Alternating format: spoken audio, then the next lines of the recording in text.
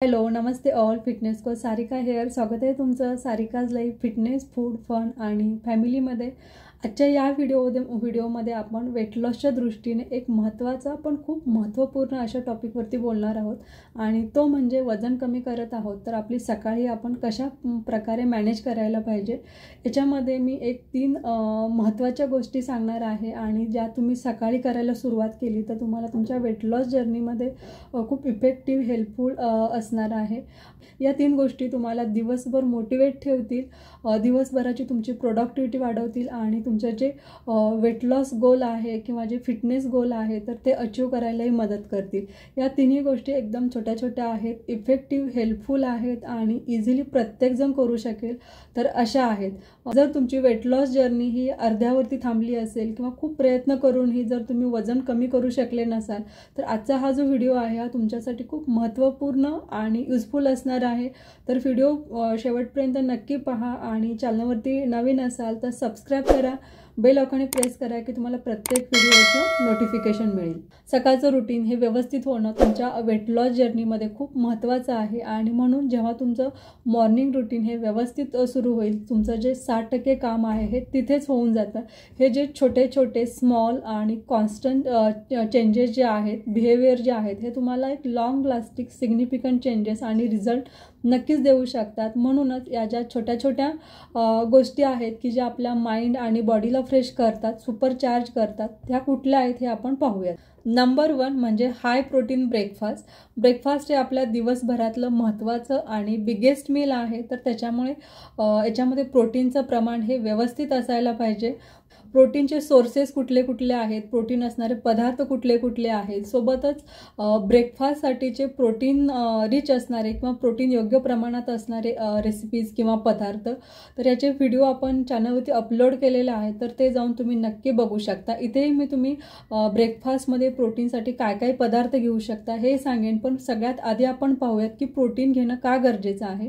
जेव्हा आपण सकाळी प्रोटीन योग्य प्रमाणात असलेला ब्रेकफास्ट करतो तर आपल्याला पोट हे जास्त वेळ भरलेलं राहतं। प्रोटीन ब्रेकफास्ट जेव्हा आपण करतो तर आपल्याला दिवसभर पोट भरलेलं राहतं, जास्त भूक लागत नाही आणि त्याच्यामुळे अनवॉन्टेड जे क्रेविंग आहेत तर ते होत नाहीत। नंबर 2 म्हणजे आपल्या शरीराला कार्बोहायड्रेट आणि फॅट यांचं पचन करण्यासाठी जेवढा वेळ लागतो त्याच्यापेक्षा जास्त वेळ हा प्रोटीनचं पचन होण्यासाठी लागतो। प्रोटीनचं ब्रेकडाऊन करण्यासाठी शरीराला जास्त कॅलरीज बर्न कराव्या लागतात आणि त्याच्यामुळे मेटाबॉलिझम वाढतं। आणि number 3 access protein body fat as a fat store करत नाही, त्यामुळे मॉर्निंग ब्रेकफास्ट हा स्किप तर नाहीच करायचा पण तो व्यवस्थित प्रोटीन बॅलन्स असलेला करायचा आहे। आता आपण पाहूयात पुरेशा प्रमाणामध्ये प्रोटीन असणारे असे कुठले पदार्थ आहेत की जे तुम्ही तुमच्या ब्रेकफास्टमध्ये घेऊ शकता। नंबर 1 म्हणजे एग्स, अंडे आणि अंड्यांपासून बनणारे पदार्थ। नंबर 2 म्हणजे पनीर आणि टोफू, याच्यामध्ये भरपूर साऱ्या भाज्या ॲड करून तुम्ही घेऊ शकता। सोबतच अंकुरित कडधान्य, ओट्स किंवा राजगिऱ्याचा उपमा किंवा सर्व प्रकारची कडधान्य एकत्र करून बनवलेले पोहे किंवा उपमा। याच्यासोबतच तुम्ही पनीरची भुर्जी असेल किंवा बेसनचा धिरडा आणि चिला किंवा हिरव्या मुगाचा डोसा धिरडं, म्हणजे एकूणच सगळ्या प्रकारच्या डाळी, कडधान्य किंवा डेअरी प्रोडक्ट्स तर असे हे सगळे पदार्थ, मटार वगैरे तर हे आणि ह्याच्यापासून बनणारे पदार्थ तुम्ही तुमच्या नाश्त्यामध्ये घेऊ शकता। दुसरी महत्त्वाची गोष्ट म्हणजे व्यायाम। सकाळच्या रुटीनमधली सगळ्यात पहिली गोष्ट, first thing in the morning असायला पाहिजे ती म्हणजे व्यायाम। दिवसभरामध्ये आपण कुठेही व्यायाम करू शकतो पण सकाळची व्यायाम करणे हे खूप फायदेशीर आहे। सकाळचा व्यायाम करणं हे आपल्या आरोग्यासाठी उत्तम आहे हे आपल्याला माहीतच आहे। याच्या पाठीमागची काही प्रॅक्टिकल आणि सायंटिफिक कारणे आपण पाहूयात। बऱ्याच लोकांचं असं होतं की सकाळचा व्यायाम करायचं राहून जातं, मग दिवसभराच्या नंतर एनर्जी राहत नाही किंवा खूप थकवा आलेला आहे आणि एक्झरसाईज राहून जातो, कंटाळा केला जातो। असं तुमचंही जर कारण असेल तर तुम्ही तुमची जी एक्झरसाईजची वेळ आहे ही बदलायला हवी। सकाळी तुम्ही व्यायाम करायला पाहिजेत। तुम्हाला जर का तुमच्या वर्कआउट करण्याच्या रुटीनमध्ये जर सातत्य हवं असेल आणि कन्सिस्टन्सी हवी असेल तर सकाळचा टाईम हा याच्यासाठी परफेक्ट आहे। असं म्हटलं जातं की प्री ब्रेकफास्ट स्वेट सेशन हे फॅट जास्त चांगलं बर्न करण्यासाठी मदत करतात। सकाळी उठल्यानंतर 1 ते 1.5 तासांच्या अगोदर वर्कआउट करणं हे फॅट बर्नसाठी खूप चांगलं आहे। या वेळामध्ये 2 हार्मोन्स सिक्रेट होतात की जे फॅट ऑक्सिडायझेशन आणि फॅट मोबिलायझेशनची प्रोसेस ही चांगल्या प्रकारे करतात।